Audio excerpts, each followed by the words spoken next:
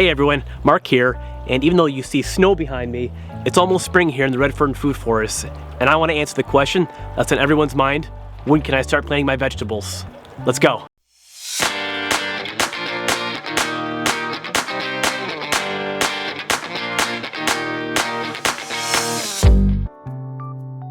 I know that for me, this time of year, I always get the itch to start planting, but with yet another late snowfall here at the end of March, how can you tell when it's safe to plant? Well, I want to cover two simple methods to help you answer that question. The first is to look at the back of any generic seed packet sold in stores. They generally show a map of the US with different colors based on the region that you live in. And these colors correspond to different months that you can start planting that specific crop in. In general, the farther south you live, the sooner you can start planting, and the farther north you live, like me, the longer you have to wait. Let's use this pack of sweet corn as an example. You can see that where I live, in Michigan, most of the state is grouped in the green color. According to the package, this equates to a May or a June planting. For comparison, this package of spinach shows that same graph of the US, but with green now representing a March to May planting time, or for a fall harvest, August to spring. You can also read on many of these packages, they reference to a last frost date or average last frost date. So here's a map of the US showing the average last frost date over the last 30 years. Where I live in Michigan, that date is sometime in the first 2 weeks of May, between May 1st and May 15th. Of course, as you know, the weather is always different year to year, region to region, but in general, these are guidelines you can expect to follow. So as you review the different seed packets that you want to purchase, look at the back of them and see what the recommendations are.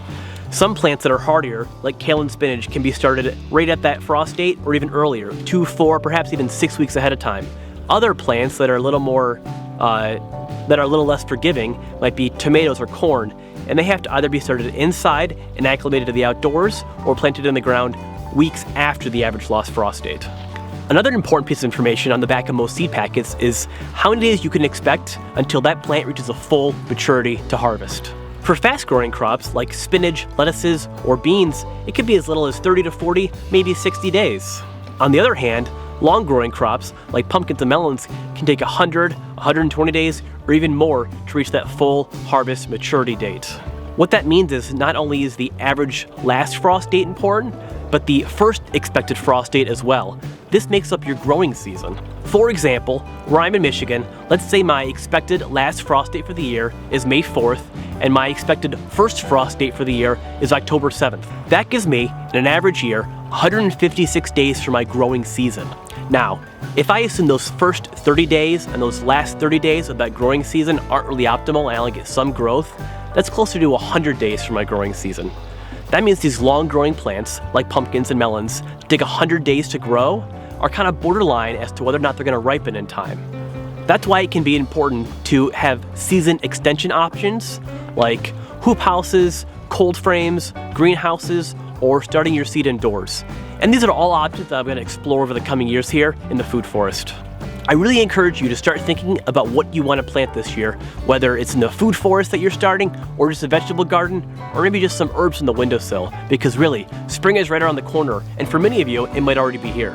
In fact, I've already planted potatoes in the ground this year, and in the coming weeks, I'll be planting more cold, hardy crops like kale, spinach, and radishes. I hope you found today's video informative. Until next time, I'll see you in the forest.